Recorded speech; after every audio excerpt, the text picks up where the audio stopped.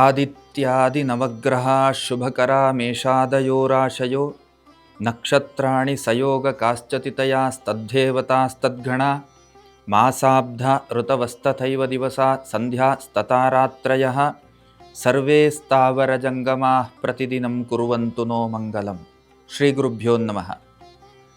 ವಿಶ್ವವಾಣಿಯ ಸಮಸ್ತ ವೀಕ್ಷಕ ಬಾಂಧವರನ್ನ ವಾರ್ಷಿಕವಾದಂತಹ ದ್ವಾದಶ ರಾಶಿಯ ಚಿಂತನೆಯ ಕಾರ್ಯಕ್ರಮಕ್ಕೆ ಸ್ವಾಗತವನ್ನು ಕೋರ್ತಾ, ಕನ್ಯಾ ರಾಶಿಯವರಿಗೆ ಕರ್ಮಭಾವಕ್ಕೆ ಗುರುವಿನ ಆಗಮನ, ಷಷ್ಠದಲ್ಲಿದ್ದಂತಹ ಶನಿ ಸಪ್ತಮಕ್ಕೆ ಆಗಮನ, ಸಪ್ತಮದಲ್ಲಿ ರಾಹು, ರಾಶಿಯಲ್ಲಿ ಕೇತುಗ್ರಹನ ಉದಯ, ವ್ಯಯಾಧಿಪತಿಯಾದಂಥ ರವಿ ಚತುರ್ಥ ಭಾವದಲ್ಲಿ ಉದಯ.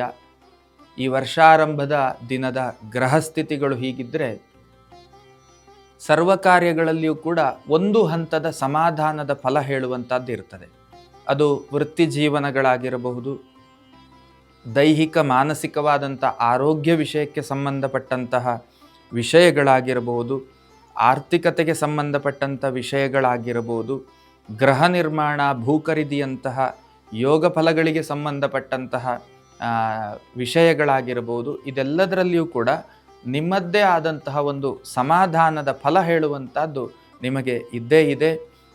ಜೊತೆಯಲ್ಲಿ ದಾಂಪತ್ಯ ಮತ್ತು ಕೌಟುಂಬಿಕ ಜೀವನಕ್ಕೆ ಸಂಬಂಧಪಟ್ಟ ಹಾಗೆ ಒಂದಷ್ಟು ಮಾನಸಿಕವಾದಂತಹ ಕಿರಿಕಿರಿಗಳು ಹೇಳುವಂಥದ್ದು, ಅಶಾಂತಿ ಹೇಳುವಂಥದ್ದು ನಿಮ್ಮ ಪಾಲಿಗೆ ಕಂಡು ಬರ್ತಾ ಇದೆ.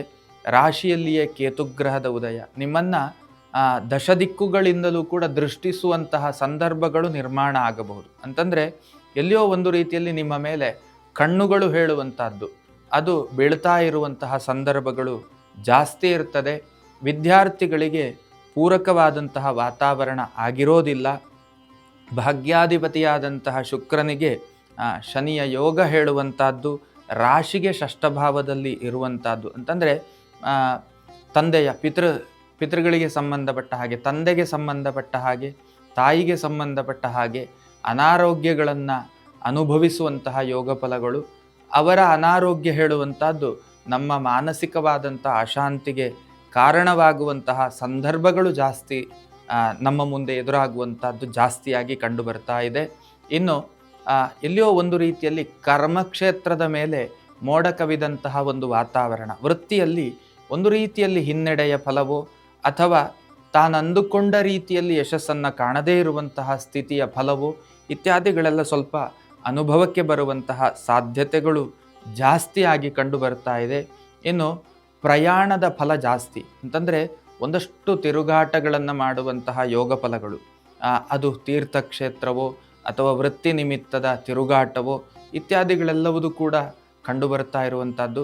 ಗೊಂದಲಗಳನ್ನು ಜಾಸ್ತಿ ಮಾಡಿಕೊಳ್ಳುತ್ತೀರಿ. ಯಾವ ತೀರ್ಮಾನ ಹೇಗೆ ತೆಗೆದುಕೊಳ್ಬೇಕು, ಎಲ್ಲಿ ತೆಗೆದುಕೊಳ್ಳಬೇಕು ಇತ್ಯಾದಿ ಗೊಂದಲಗಳು, ಅಂದರೆ ಚಂಚಲ ಮಾನಸಿಕತೆ ಅಥವಾ ಫ್ಲಕ್ಚುವೇಷನ್ ಮೈಂಡ್ ಸೆಟಪ್ ಅಂತ ಏನು ಹೇಳ್ತಾರೆ, ಅಂತಹ ಒಂದು ಸ್ಥಿತಿ ನಿಮ್ಮ ಮನದೊಳಗೆ ಕಂಡು ಬರ್ತಾ ಇರ್ತದೆ.